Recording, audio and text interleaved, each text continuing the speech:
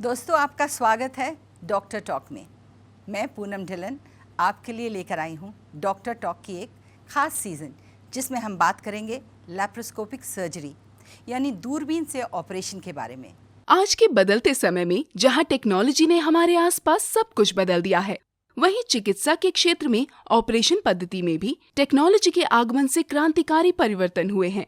ऐसा ही एक परिवर्तन है लेप्रोस्कोपी या की होल या दूरबीन से सर्जरी।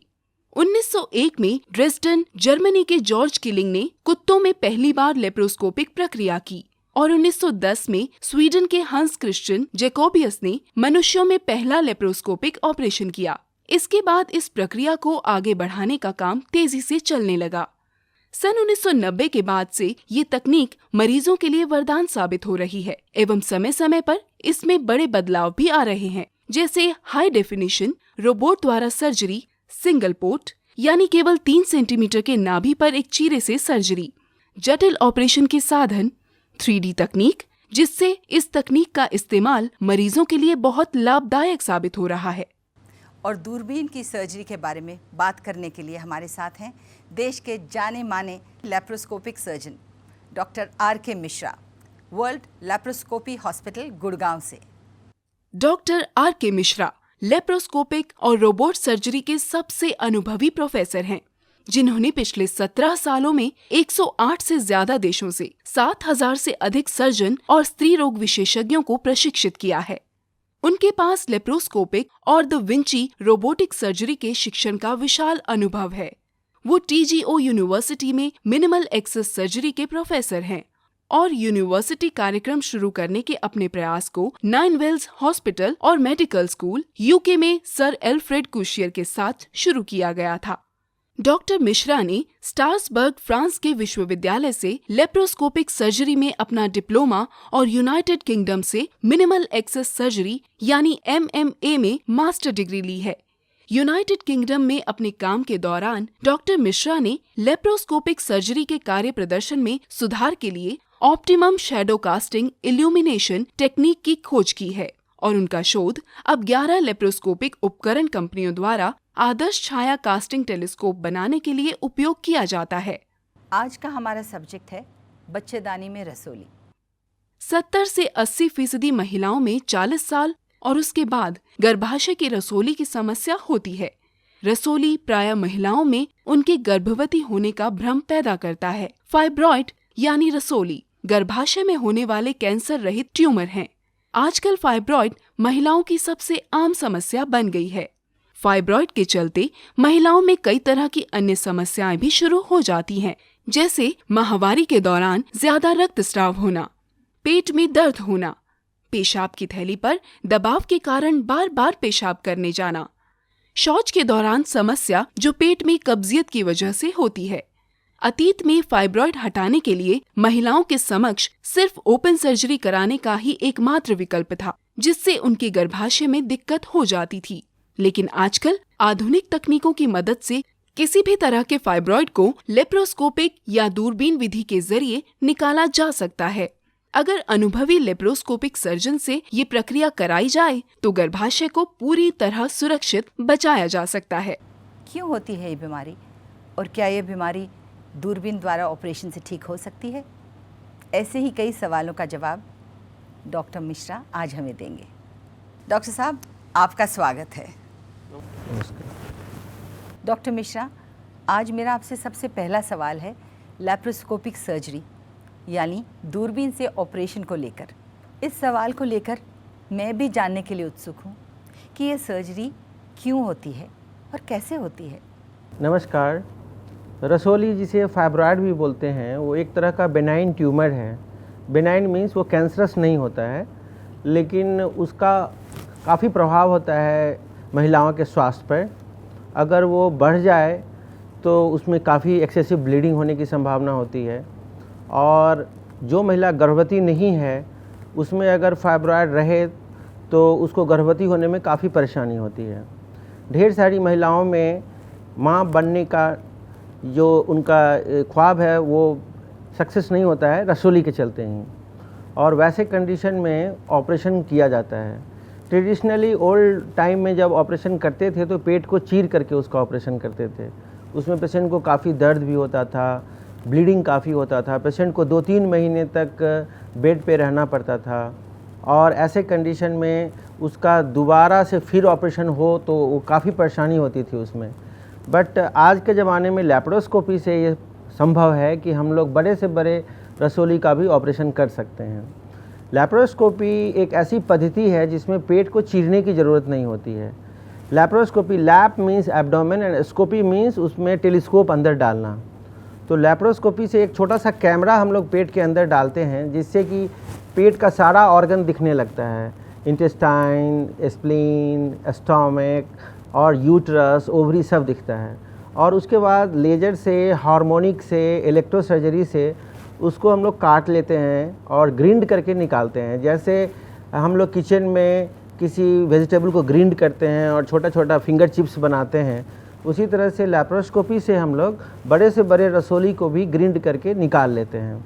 और पेशेंट को केवल 1 दिन हॉस्पिटल में रहना पड़ता है, दर्द भी नहीं होता है, पेट में कोई दाग भी नहीं होता है और पेशेंट कुछ ही दिनों में अपने काम पे वापस आ सकता है। तो लैप्रोस्कोपी आज के ज़माने में सबसे अत्याधुनिक पद्धति है और उसका लाभ महिलाओं को लेना चाहिए। Thank you very much doctor. ये आपने जो जवाब दिया मुझे बहुत कुछ इससे समझ आ गया। पर आज हमारे पास कई लोगों के मेल भी आए हैं और उन मेल के सवाल पूछने से पहले मैं आपसे ये पूछना चाहूँगी कि ये टेलीस्कोपिक माइक्रोस्कोपिक सर्जरी जो है उसमें कितना वक्त लगता है और कितने दिन अस्पताल में रहना पड़ता है? लैप्रोस्कोपी में सर्जरी का टाइम ओपन सर्जरी से ज़्यादा होता है क्योंकि वो काफ़ी प्रिसाइज है और उसमें मतलब छोटे से छेद से करने के लिए सर्जन का प्रिसीजन काफ़ी अच्छा होना चाहिए। लेकिन ऑपरेशन का टाइम ओपन सर्जरी में अगर हम लोग करते हैं तो करीब आधे घंटे में रसोली का ऑपरेशन हो जाता है, लेकिन लैप्रोस्कोपी से करते हैं तो उसमें करीब 1 से 1.5 घंटे तक लग जाते हैं।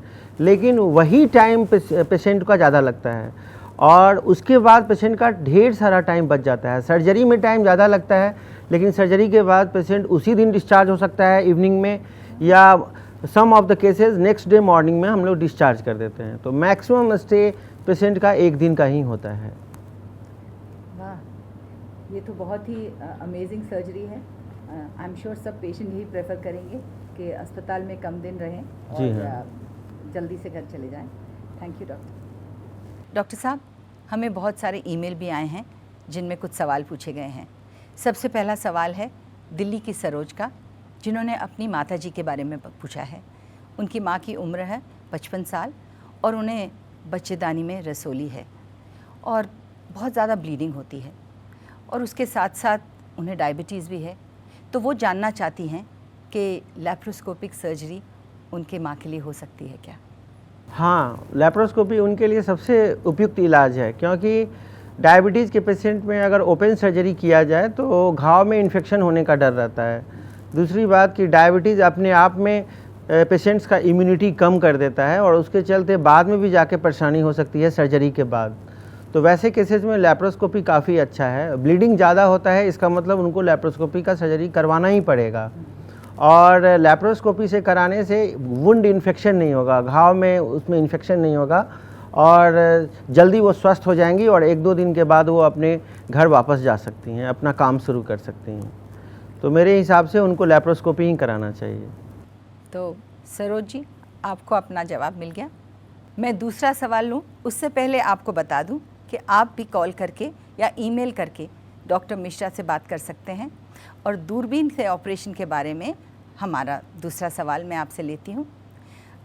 मेरठ की अनीता हैं, जिनका कहना है कि उनकी शादी को 7 साल हुए हैं और पिछले 5-10 महीनों से उनकी बच्चेदानी में रसोली हैं और अनीता जी जानना चाहती हैं कि आप बिना बच्चेदानी को नुकसान किए उनके लिए लैप्रोस्कोपिक सर्जरी कर सकते हैं क्या? हाँ, ज़रूर। अनीता जी को मैं कहना चाहूँगा कि उन्हें 5-6 महीने पता चला होगा कि उनको रसोली है, लेकिन उनका रसोली करीब 5-6 साल से होगा क्योंकि रसोली 1-2-3 महीने में नहीं पैदा होता है और शुरू में चूँकि छोटा था इसलिए उनको पता नहीं चला। जब उसका साइज़ बढ़ने लगा तब और या उनको बच्चा नहीं हुआ तब डॉक्टर ने एडवाइस किया होगा अल्ट्रासाउंड के लिए, तो उनको पता चला कि इतना बड़ा रसोली है। तो अगर रसोली है, तो अगर रसोली यूट्रस के बाहर वाले हिस्से में है तब तो बच्चा होता है ढेर सारे केसेस में, लेकिन अगर यूट्रस के अंदर वाले हिस्से में है तो वो बच्चा नहीं होगा रसोली के चलते। तो ऐसे केसेस में उनको लैप्रोस्कोपी ज़रूर करवाना चाहिए। और लैप्रोस्कोपी से अगर स्किल्ड सर्जन है, क्वालिफाइड लैप्रोस्कोपिक सर्जन है, तो यूट्रस को खराबी नहीं पहुंचेगी, क्योंकि यूट्रस को काट के उसको हम लोग अच्छे से सिलाई कर देते हैं और उसके बाद यूट्रस का नॉर्मल फंक्शन रीगेन हो जाता है और बाद में आराम से बच्चा होगा, कोई प्रॉब्लम नहीं होगा। तो हमारा ये सुझाव है उनको कि जल्द से जल्द वो अपना रसोली का ऑपरेशन करा लें। लेट करने से जब वो काफ़ी बड़ा हो जाएगा तो ऑपरेशन में कठिनाई होगी और वो रिस्की हो सकता है। डॉक्टर मिश्रा, मेरे जहन में एक सवाल है और मुझे यकीन है कि काफ़ी सारे सुनने वालों के मन में भी ये सवाल होगा कि ये टेक्नोलॉजी यानी दूरबीन से ऑपरेशन भारत में अभी नहीं है और कई जगहों पे ये शायद उपलब्ध भी नहीं है, तो क्या ये बहुत महंगी है? लैप्रोस्कोपी अगर सर्जरी का कॉस्ट देखें तो वो ओपन सर्जरी से महंगा है, क्योंकि उसमें अनफॉर्चुनेटली अभी जितने भी इंस्ट्रूमेंट हैं वो हम लोग को जर्मनी या अमेरिका से इंपोर्ट करना पड़ता है। इंडिया में वो अभी बन नहीं रहा है, तो सर्जरी थोड़ा कॉस्टली ज़रूर है, लेकिन अगर उसका टोटल कॉस्ट अगर हम जोड़ें तो वो सस्ता है। ओपन सर्जरी में सर्जरी का कॉस्ट सर्जन कम लेते हैं, लेकिन हॉस्पिटल स्टे काफ़ी महंगा है, क्योंकि सर्जरी के बाद कम से कम 4-5-6 दिन तक पेशेंट को रहना पड़ता है हॉस्पिटल में। बेड का कॉस्ट और पोस्ट ऑपरेटिव मेडिसिन का कॉस्ट काफ़ी बढ़ जाता है। तो लैप्रोस्कोपी में चूँकि एक ही दिन में छुट्टी मिल जाती है, इसलिए वो कॉस्ट बचता है। दूसरा एक बहुत ही इम्पॉर्टेंट बात कि अगर किसी का ओपन सर्जरी होता है रसोली के लिए, फाइब्रॉयड के लिए, तो सर्जरी के बाद वो 2-3 महीने तक अपने काम में वापस नहीं जा सकता है। तो अगर वो उतना दिन तक अर्न करता या वो सर्विस होल्डर है तो उसको पे मिलता, तो और वो सेल्फ एम्प्लॉयड है तो उतना दिन काम करता, तो वो तो उसका लॉस हो गया। तो अगर इस सब को कैलकुलेट करें तो लैप्रोस्कोपी काफ़ी सस्ता है ओपन सर्जरी के बनिस्बत, क्योंकि जैसे महंगा रोए एक बार, सस्ता रोए बार बार। तो अगर सस्ता सर्जरी के आप जाएंगे ओपन सर्जरी में तो आपको इतना टाइम लग जाएगा कि ओवरऑल कॉस्ट आपका इंक्रीज़ हो जाएगा। बिल्कुल, दैट्स अ गुड कैलकुलेशन। दोस्तों, आज हमने डॉक्टर मिश्रा से ढेर सारी जानकारी ली और हमारी पूरी कोशिश रहेगी कि आपकी बात हम डॉक्टर मिश्रा तक पहुंचाएं। आपको घबराने की कोई ज़रूरत नहीं है। दूरबीन से ऑपरेशन यानी लैप्रोस्कोपिक सर्जरी के बारे में आपका कोई भी सवाल हो तो आप हमें कभी भी कॉल कर सकते हैं यहाँ नीचे लिखे हुए नंबरों पर। हम पूरी कोशिश करेंगे कि आपकी समस्याओं का समाधान हो। डॉक्टर टॉक में हम फिर से मिलेंगे नए सब्जेक्ट्स को लेकर। तब तक के लिए नमस्कार।